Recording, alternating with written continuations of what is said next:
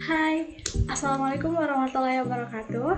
Perkenalkan, nama saya Rizka Udina, NIM 1915016132, dari Informatika C 2019, Fakultas Teknik Universitas Mula Warman. Di sini saya akan menjelaskan sedikit tentang beberapa jenis-jenis paragraf. Nah, bisa dilihat jenis-jenis paragraf ini terbagi menjadi 3, yaitu jenis paragraf berdasarkan posisi kalimat topik, yang kedua jenis paragraf berdasarkan ekspresi, dan yang ketiga jenis paragraf berdasarkan urutan. Nah, selanjutnya jenis paragraf berdasarkan posisi kalimat topik juga dibagi lagi menjadi 5. Yang pertama ada paragraf deduktif. Nah, paragraf deduktif sendiri paragraf yang dimana kalimat topiknya terletak pada bagian awal dan diikuti oleh kalimat-kalimat penjelas untuk mendukung gagasan utama. Yang kedua ada paragraf induktif. Nah, paragraf yang dimana kalimat topiknya terdapat pada bagian akhir paragraf. Nah, yang ketiga ada paragraf deduktif, induktif. Nah, paragraf deduktif dan induktif ini yang dimana kalimat topiknya terdapat bagian awal dan bagian akhir paragraf. Nah, yang keempat ada paragraf interatif. Nah, paragraf interatif sendiri adalah paragraf yang kalimat utamanya terletak di tengah-tengah paragraf. Nah, selanjutnya yang paling terakhir ada paragraf menyebar. Nah, paragraf menyebar sendiri yaitu paragraf yang menyebar di seluruh paragraf. Selanjutnya ada jenis-jenis paragraf berdasarkan ekspresi. Nah, jenis paragraf berdasarkan ekspresi juga terbagi lagi menjadi 4. Yang pertama ada paragraf narasi, paragraf deskripsi, paragraf eksposisi, dan paragraf argumentasi. Nah, yang dimana paragraf narasi ini sebuah karangan ataupun cerita yang menyajikan suatu peristiwa atau kejadian serta bagaimana peristiwa itu berlangsung berdasarkan urutan waktu. Nah, sebentar saya paparkan contohnya. Selanjutnya ada paragraf deskripsi. Nah, paragraf deskripsi juga berisi gambaran mengenai suatu objek atau suatu keadaan sejelas-jelasnya dengan melibatkan kesan indera. Maksud kesan indera di sini seperti melibatkan penglihatan ataupun pendengaran. Nah, selanjutnya ada paragraf eksposisi. Nah, paragraf eksposisi sendiri yaitu paragraf yang bertujuan untuk menginformasikan sesuatu sehingga memperluas pengetahuan si pembaca. Jadi, paragraf eksposisi ini si penulis memberitahukan informasi-informasi yang si pembaca ini belum tahu sebelumnya. Yang terakhir ada paragraf argumentasi. Nah, paragraf argumentasi ini bertujuan membuktikan pendapat penulis agar si pembaca menerima pendapatnya. Nah, ini contoh paragraf berdasarkan ekspresi.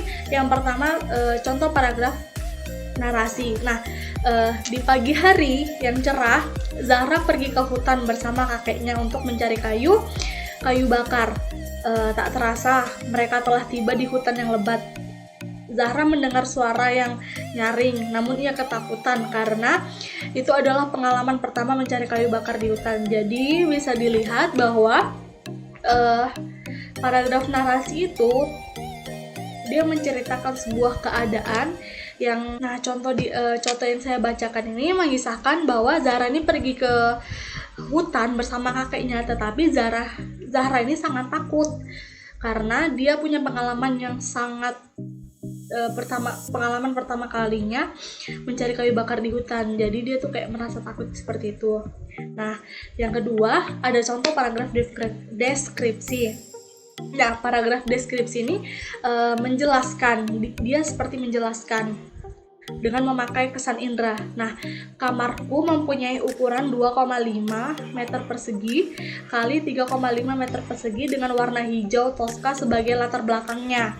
Kamar ini dijejali oleh beberapa perabot kamar seperti kasur, meja belajar, dan lemari baju. Benda-benda lain pun turut menjadi ruang tempat aku tidur, seperti gitar, tempat cucian, baju, komputer, serta rak berisi buku dan CD. Nah, jadi bisa dapat disimpulkan bahwa paragraf deskripsi ini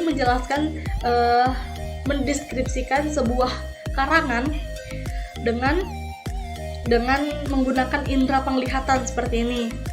Nah, kita sebagai pembaca kita hanya melihat menggunakan indera penglihat. Yang selanjutnya ada contoh paragraf eksposisi. Nah, paragraf eksposisi ini kan saya sudah jelaskan tadi kan sebelumnya. Paragraf eksposisi itu memberitahukan si penulis menginformasikan sesuatu agar si pembaca ini pengetahuannya lebih luas. Nah, bisa dilihat meja adalah sebuah perabotan rumah tangga dan memiliki banyak fungsi. Pastinya semua sudah tahu kegunaannya karena setiap rumah pastinya sudah memiliki meja. Dan itu meja apa saja. Nah, bisa dilihat dia si penulis ini menginformasikan sebuah meja.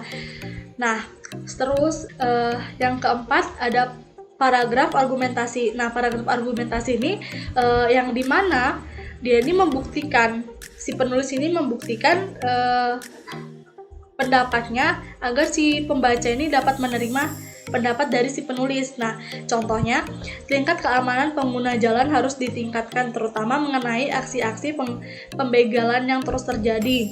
Salah satu langkah yang dapat mengurangi jumlah peristiwa pembegalan adalah dengan menaruh pos polisi di daerah-daerah rawan dan pengendara disarankan mengebut saat melintas di daerah yang sunyi. Saya membaca bahwa ini betul terjadi. Nah, selanjutnya ada paragraf berdasarkan urutan.